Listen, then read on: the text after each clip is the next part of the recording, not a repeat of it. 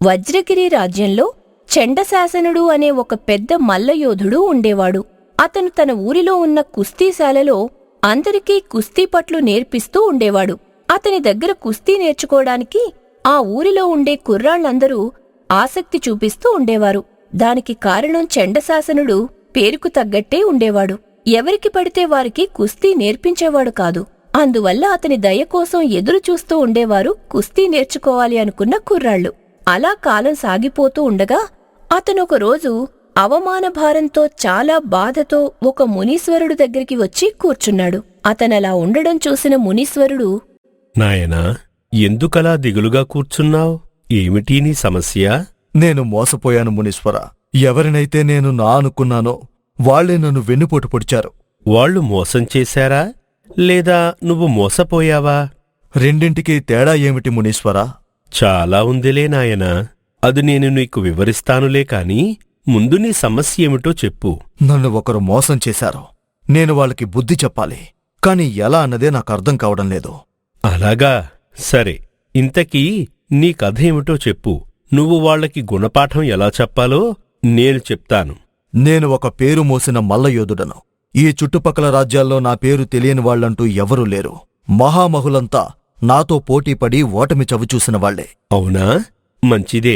మా గురువుగారు నాకు దాదాపు 100 రకాల కుస్తీపట్లు నేర్పించారు. దాంతో నేను ఎన్నో రకాలుగా ఎదుటివారి మీద పైచేయి సాధించేవాడిని. అలా ఉండగా ఒకరోజు చంద్రగిరి రాజ్యంలో రాజుగారు పోటీలు నిర్వహిస్తున్నారని తెలిసి నేనక్కడికి వెళ్లాను. రాజావారికి ప్రణామములు. చెప్పండి, మీరు ఏ క్రీడలో నైపుణ్యం కలవారు? నేను కుస్తీ పోటీలో ఆరితేరినవాడను మహారాజా. నా పేరు తెలియనివారు ఈ చుట్టుపక్కల గ్రామాల్లో ఎవరూ ఉండరు. ఆహా, అలాగా, భలా.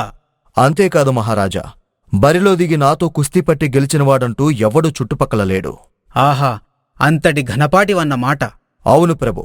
అంతేకాకుండా నా వద్ద శిష్యరికం చేయాలని చాలామంది ఔత్సాహికులు ఆరాటపడుతూ ఉంటారు. అబ్బో, అవునా?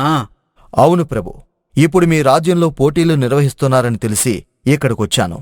మీరు అవకాశం ఇస్తే మీ రాజ్యం మొత్తంలో కుస్తీలో నిష్ణాతులైన మొనగాళ్లని ఎవరినైనా బరిలోకి దించండి.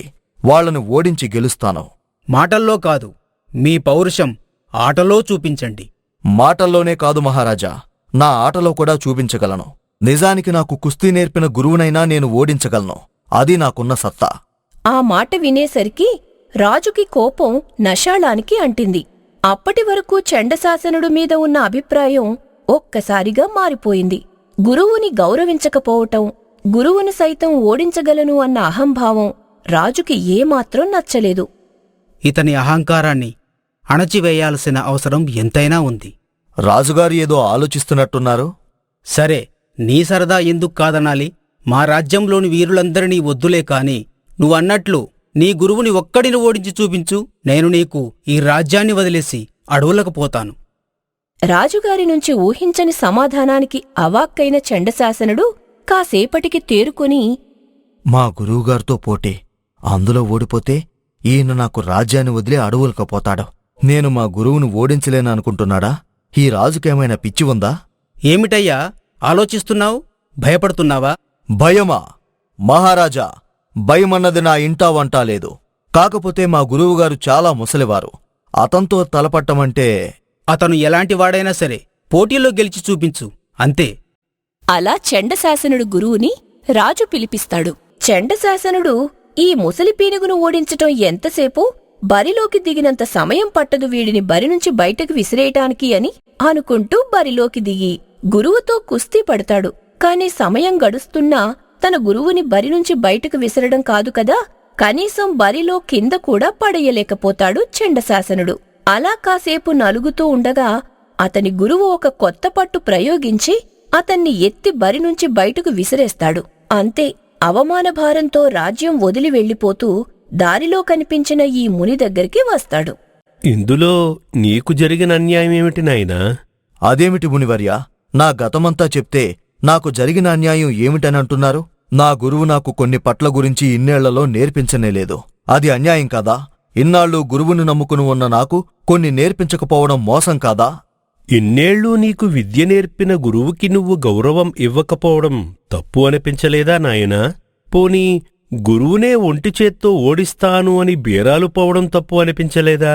ఏమిటి మునివర్యా, నన్ను మోసం చేసిన వాళ్ళకి గుణపాఠం ఎలా చెప్పాలో చెప్తాను అని చెప్పి నాదే తప్పని నన్ను నిందిస్తున్నారు? ఆవేశంలో కొన్ని అర్థం కావులే నాయనా. నీకో కథ చెప్తాను, కాసేపు ప్రశాంతంగా విను. ముందు మనసు కుదుట పడుతుంది. సరే చెప్పండి మునివర్యా. ఒకానొక కాలంలో సుబ్బిశెట్టి అని ఒక పెద్ద వడ్డీ వ్యాపారి ఉండేవాడు. అతనికి సుందరి అని ఒక అందగెత్తైన కూతురు ఉండేది. ఆమెకు పుట్టినప్పటినుంచి ఇల్లే ప్రపంచం. ఆ వీధి దాటి కూడా ఎప్పుడూ బయటకు వెళ్ళింది లేదు. అలా ఉండగా ఒకరోజు ఆ దేశపురాజు కొలువులో ఉండే కొంతమంది దేశాటన చేస్తూ సుబ్బిశెట్టి ఇంటివైపుగా వచ్చారు. బయట అరుగుమీద కూర్చున్న సుబ్బిశెట్టితో, అయ్యా సుబ్బిశెట్టిగారు, నా పేరు అనంతుడు. నేను రాజుగారి కొలువులో ఉద్యోగం చేస్తూ ఉంటాను. రాజుగారికి ఖజానా లెక్కలు చూస్తూ ఉంటాను. నేను దేశాటనలో ఉన్నాను. అయితే నాకొక చిన్న చిక్కు వచ్చిబడింది. చెప్పండయ్యా, ఏమిటి మీకొచ్చిన సమస్య? మా వద్ద బంగారు కాసులు మాత్రమే ఉన్నాయి. వాటికి తగినంత చిల్లర, రాగి కాసులు, ఇత్తడి కాసులు కావాలి. మీ దగ్గర అయితే వాటికి కుదవలేదని కొంతమంది చెప్పడంతో మీ ఇంటికి వచ్చాను. కాస్త మీరు ఏమన్నా... అయ్యో, అదెంత పని. రండి, ఇంటిలో కాసేపు విశ్రాంతి తీసుకోండి. నేనీలోపు చిల్లర కాసులు తీసుకొస్తాను. అలా అని సుబ్బిశెట్టి కూతురు సుందరికి అనంతునికి సప్రయలు చేస్తూ ఉండమని చెప్పి వెళ్ళాడు.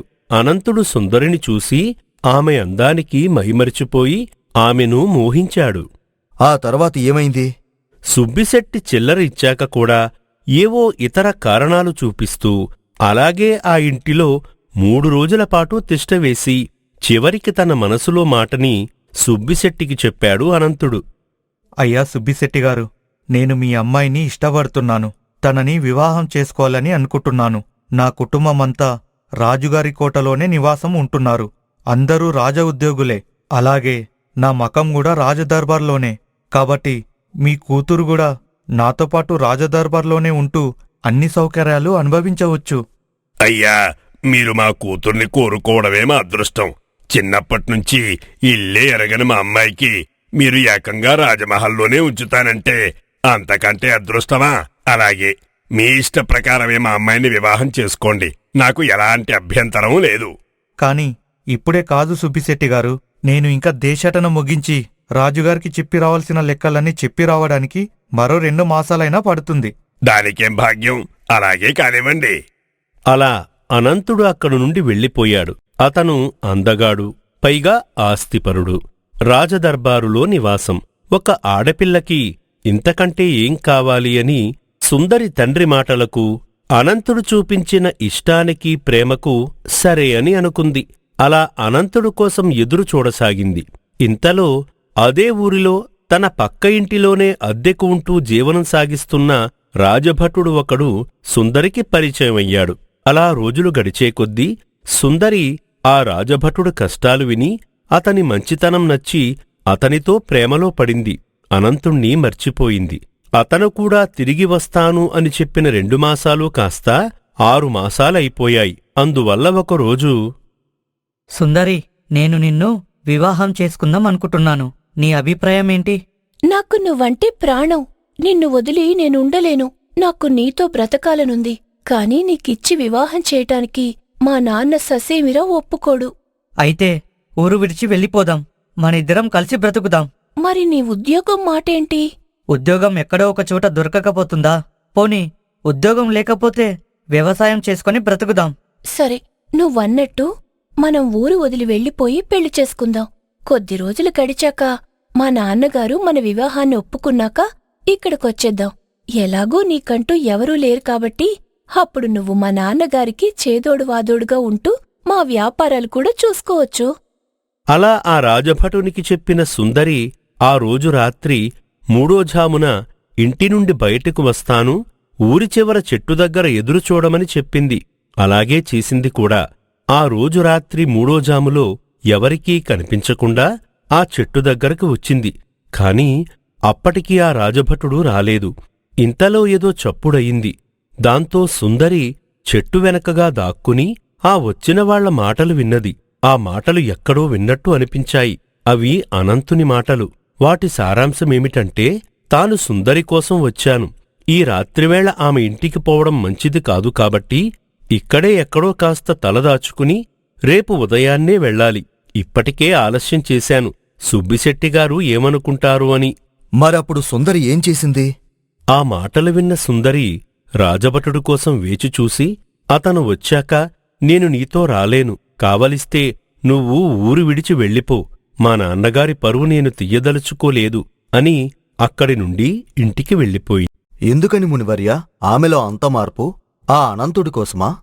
సరిగ్గా చెప్పావు. సుందరి రాజభటుణ్ణి మనస్ఫూర్తిగానే ప్రేమించింది. అలాగే అనంతుణ్ణి ఆమె ప్రేమించలేదు. కాని అన్ని అర్హతలు అతనికి ఉన్నాయని అతణ్ణి పెళ్లి చేసుకోవాలనుకుని నిశ్చయించుకుంది. కాని ఆమె చేసింది అక్షరాలా మోసమే కదా మునివర్య. ఒకడిని ప్రేమించి పెళ్లి అని చెప్పి ఆశ పెంచి చివరి క్షణంలో మాట మార్చడం. కాని నాయనా, ఆమె దృష్టిలో అనంతుడితో ఉంటే చీకూ చింతాలేని జీవితం, అదే రాజభటుడితో అయితే ఎలా ఉంటుందో తెలియని జీవితం.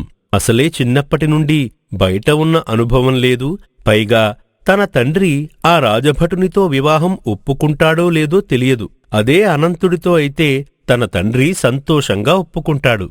మునివర్య, మరి ఆ రాజభటుడు ఏమీ అనలేదా సుందరిని? లేదు, ఒక్క మాట కూడా అనలేదు.